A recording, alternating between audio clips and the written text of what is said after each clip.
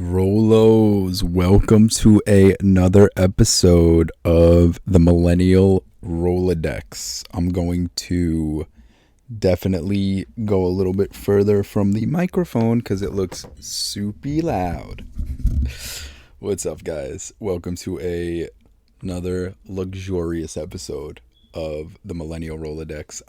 I was almost gonna say Rolos or Randos, welcome to Random Thought Tuesday. If you're an OG, if you're an original fan of anything that I do, you know that was a Instagram segment I used to do in the city on Tuesdays, and it was just a random thought of me walking around the city like millions of other people, filming myself almost getting hit by traffic. So that's a little shout out to you guys, the OGs. Today's episode is going to be topics. So we're going to do the topics. For those of you who are new to the show and or did not listen to the last episode, well, listen to it, number one. Number two is, how did you find this podcast? Because I feel like you can't just randomly find this podcast. That'd be crazy if you did that. But if you did, more power to you, honestly. So the topics. So I'm going to talk about a movie. I'm going to talk about music. I'm going to talk about a conspiracy, and then I'm going to talk about something that I'm looking forward to end, on a good note, and to always keep that positive mindset where there's always something to look forward to, guys. So let's just get right into it. I'm going to start off with movie. So this week's movie topic, is the 1984 British film The Hit, directed by Stephen Frears. Now, if you don't know who Stephen Frears is, he directed another movie that we're not going to talk about, but it's an American film called High Fidelity. He also directed a movie called The Grifters, I believe, and a couple other great films. But this movie, The Hit, this was like his first. I think he was a TV guy originally. I don't remember, and I didn't do research for this, so I'm just gonna wax poetic about half-ass knowledge that I know. This was the first, I think, feature-length film that he did, and he was, I think, like a TV guy. He's probably like a TV, if I remember correctly. Maybe he did like comedy. He was an actor as well, but definitely a TV guy. This is his first film, 1984, and it's a British crime movie. And British people know how to do crime, I'm gonna say. I think they actually, like, back in the 60s, I think they were like right before Hollywood knew the new Hollywood era, which is like, if you know film, Martin Scorsese, Taxi Driver, Francis Ford Coppola, The Godfather, Brian De Palma, Steven Spielberg, those guys, George Lucas, those guys.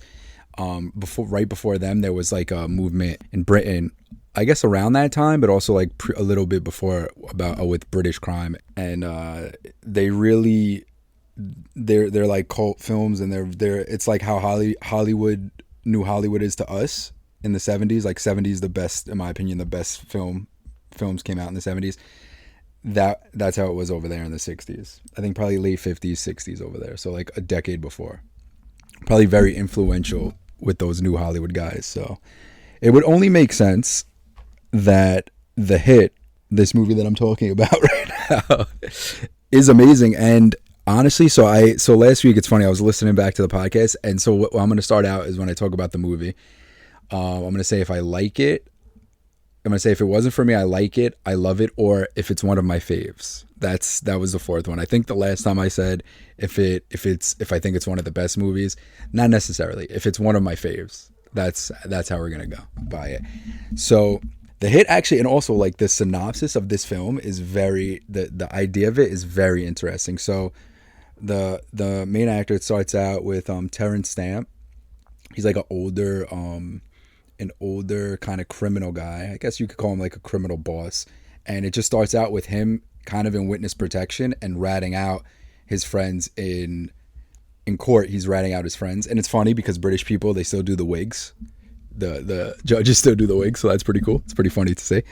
And so Terrence Stamp rats out his friends, and then his friends are actually in court, and then they start singing a song saying, "We're gonna get you," right? So then he leaves court. Cut to 10 years later, he's in Spain, because this takes place in Europe. He's in Spain, and things happen. He gets kidnapped by two hitmen, and pretty much him and the hitmen road trip ensue. So that's the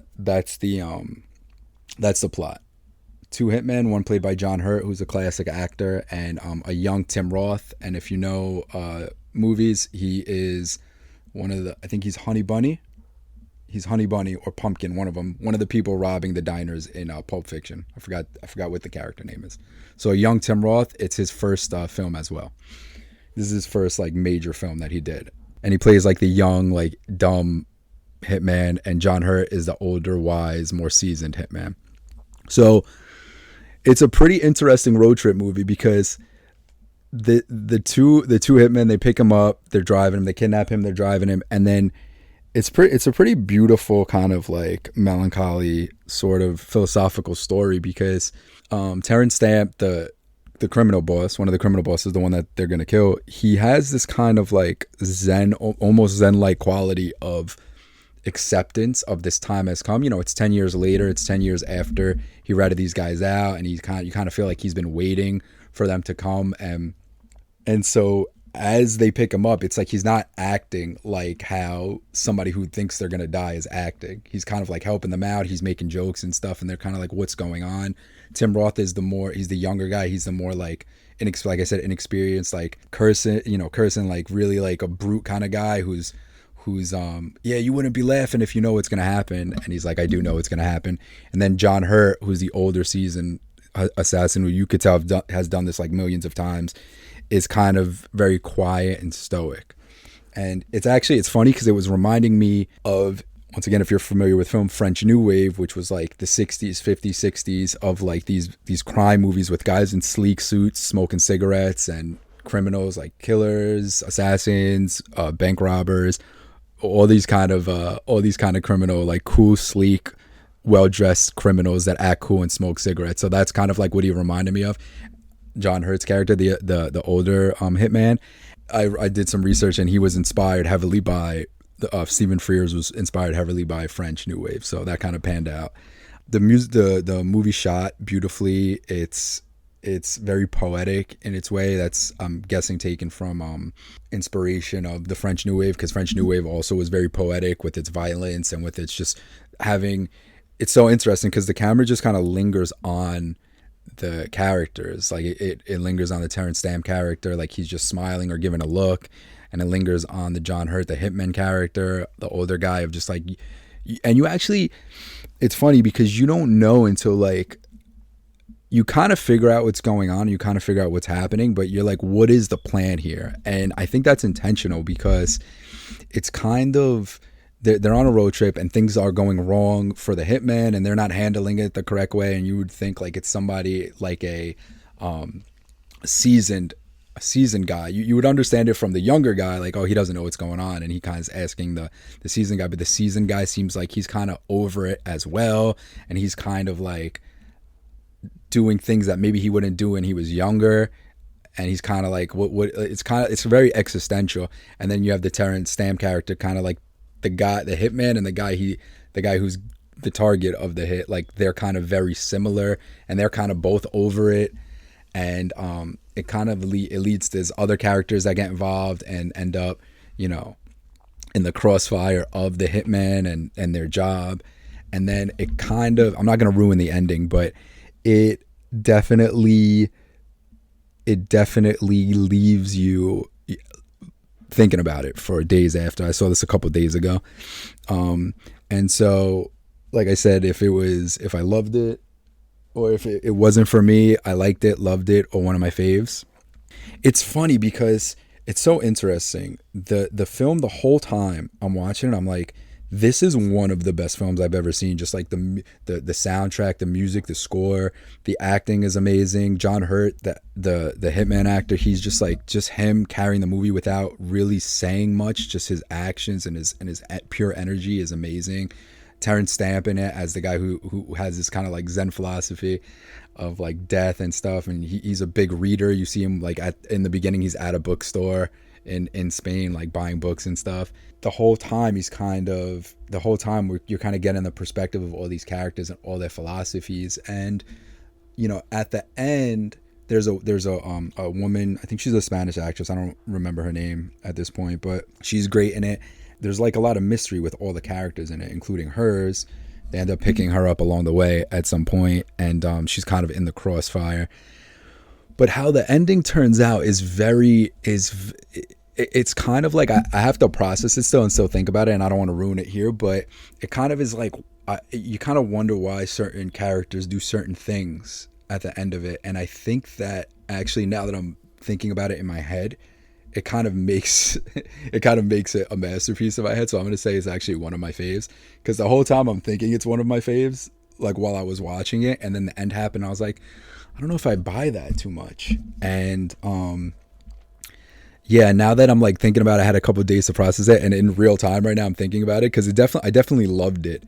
And I was going to say I loved it, but I'm kind of like convincing myself now that it's one of my faves, because you are thinking about it and thinking about each character and why they did the things that they did, specifically the end. Because I mean, if it's a road trip about a hitman and the target, and then other characters get involved, like the female, the Spanish actresses, she gets involved in it, and she's like along the ride, and you're like, what's gonna happen at the end? Like, how does this pan itself out? There has to be murder, there has to be somebody has to die.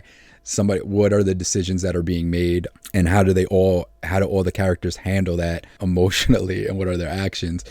It's definitely interesting, and kind of not where you expect it to go, in a sense of, like I said, like you kind of wonder, why did that character do that? That doesn't make sense with the other choices that they made earlier.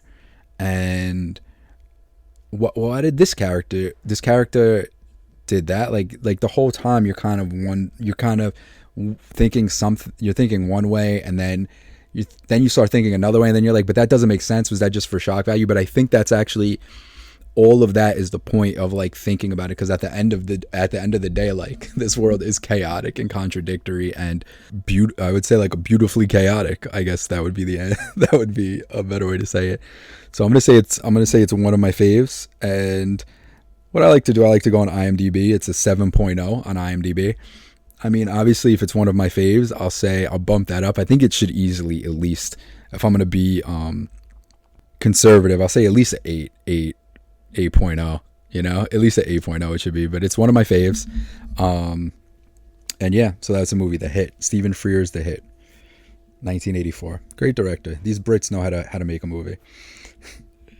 So I wax poetic about movies for way too long. Music, I wax poetic a little bit later, a little bit less, I should rather. So the music, the album that I'm gonna pick, it's actually, once again, I'm just better than most people, and I have this album on vinyl, and I play it on vinyl. It's Still Crazy After All These Years by Paul Simon, and that came out in 1975. It's actually a really cool cover to the album, where it's him on a New York fire escape, and he's just standing there with like a fedora kind of hat, like a weird Indiana Jones kind of hat, and it just looks cool. It's very 70s. His shirt tucked into his blue jeans. It looks really cool. It looks really funny, and with like a big porn stash. So that's a very 70s look for my mans. This album is very, as my dear beloved Mary Lady called it, sounds like lo-fi music, whatever that means. I think I understand it, because I listen to plenty of it with her, and I do like that vibe, that kind of music, lo-fi, and it does sound like that, but like obviously a 70s version, an original version, and the best version of a lo-fi, I guess you could ask for, because Paul Simon, obviously one of the best singer-songwriters, very poetic, from one half of Simon and Garfunkel, the band, and they have so many gems on it. But it's funny, when we watched my niece and my nephew, 3 or 4 and 9, I think their ages were. Niece was 4, nephew was 9 at the time. We watched them for a week, and we played this album all the time, and one of my niece's favorite songs is 50 Ways to Leave Your Lover. So I think that probably song was very popular back in the day, because it's just so catchy. So specifically, listen to that song on Still Crazy After. Listen to the whole album. It's a beautiful album. Once again, in the 70s, the best time in my opinion, in America, the best time in late 60s, 70s for art, and specifically movies and films. Films and music, sorry. Movies and films are very different, guys. Movies and music, so definitely listen to that whole album. But 50 Ways to Leave Your Lover definitely is a very catchy song that I feel like it should make a comeback on the Billboard chart. But the whole album is great, like My Little Town, Gone at Last, You're Kind, like all these songs, he's just a beautiful singer-songwriter. He really is a poet. So Still Crazy After All These Years, Paul Simon, check it out. All right, so these are going to be a little bit more of, we're gonna go quicker through these two, because I did some research on it, but this is just a funny one. Conspiracy. This conspiracy is sponsored by my boy Raul Velasquez, because he sent this to me, and I knew about this one, but I didn't follow up on it or whatever. So he sent this to me, and this is gonna be the conspiracy. So, like maybe 2-3 years ago, Bruno Mars was supposedly trapped in Vegas because he had a $50 million gambling debt for MGM casino. Like, I guess he gambled $50 million. He lost it and he couldn't pay it off. So he had to perform. He was stuck in Vegas and had to perform every night, that like a residency. So what that is kind of like what Elvis had, where he was just like stuck in Vegas, and like kind of comedians do this, where they have a residency where it's just like they make a lot of money and then they just perform every night at Vegas. So supposedly that's what happened with our dearly beloved Bruno Mars, which also, by the way, spoiler alert, Bruno Mars is a great singer, guys. He's a great performer. And I think it was, what was his name? Kevin Hart said if he was born in the 70s or a different generation, he would be one of the best. You could agree with that, because he definitely has that old school kind of vibe, and his music is good, his voice is good, and he definitely moves. He got the moves, guys. Supposedly these rumors are not true. Also, the casino, if you want to believe a huge gambling casino, said they have a good long-standing relationship with Bruno Mars.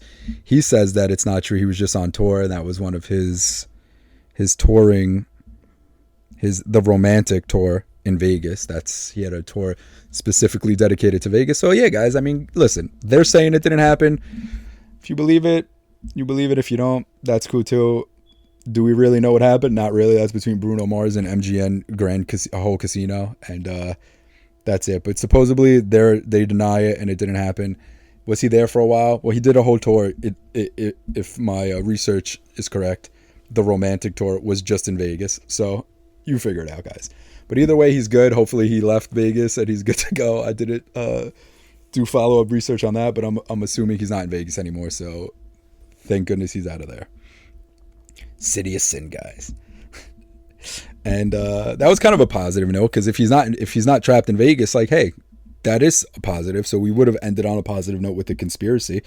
But something that I'm looking forward to, and there's a couple of things that I was gonna say, but I'll say this: we've been drinking hot cocoa. We've been making pure hot cocoa every day, and I'm gonna say I'm looking forward to my nightly cup of hot cocoa before bed. I guess it gets the nighttime dream state going, and it is very good for stem cells, very good for what is it called? Your mental health, like I said, your stem cells. A lot of doctors say it repairs them, whatever stem cells do. I don't know, but I know that they should be repaired and be healthy. I know that for sure. And the ancient Mayans and Aztecs used to eat cacao, and it's a superfood. So whatever they're doing, I'm on it. So I'm looking forward to my nightly cup of hot cocoa, guys, today. All right, that's it. That's the show. 20 minutes flat. You heard it here first. I spent like 15 of those minutes talking about movies. Can you guys tell what one of my favorite hobbies is? Yes, you already know. Watching films. I love you guys. Have a good day. And yeah, be beautiful, people, and create and love and spread joy, guys. Love you.